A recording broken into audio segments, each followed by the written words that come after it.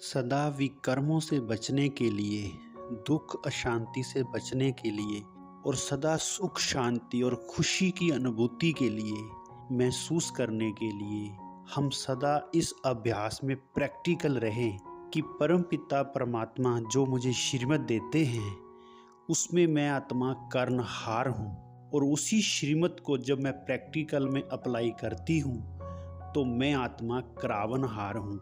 इस कर्म इंद्रियों के द्वारा मैं आत्मा कराती हूँ, मैं आत्मा करावनहार हूँ। पिता परमात्मा की श्रीमत को फॉलो करने के लिए मैं आत्मा कर्णहार हूँ और उस श्रीमत को अप्लाई करने के लिए मैं आत्मा करावनहार हूँ। इन दोनों शब्दों का हम ध्यान रखें। इससे हमें एक तो विकर्मों से बचे रहेंगे और दूसरा हमें सुख शांति की अनुभूति होती रहेगी और हर कर्म हमको खुशी दिलाएगा। मैं आत्मा पिता परमात्मा के संबंध में कर्णहार हूँ और मैं आत्मा शरीर कर्मेंद्रियों के संबंध में करावनहार हूँ। पिता परमात्मा करावनहार है, मुझ आत्मा से करवाता है, इसलिए मैं आत्मा कर्णहार हूँ और मैं आत्मा करावनहार हूँ क्योंकि मैं इस कर्म इंद्रियों के द्वारा करवाती हूँ।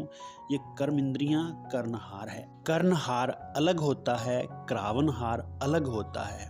इस स्मृति से हम सदा शरीर से डिटैचता की अनुभूति करते रहेंगे, शरीर में होते हुए भी, और परम पिता परमात्मा की याद हमको बार बार आएगी और यही याद हमको अतीन्द्रिय सुख की अनुभूति भी कराती रहेगी। भले ही हम दुख के संसार में हैं वर्तमान में, लेकिन इस अभ्यास से हम दुख के संसार के प्रभाव से बचे रहेंगे और सदा सुख की अनुभूति होती रहेगी।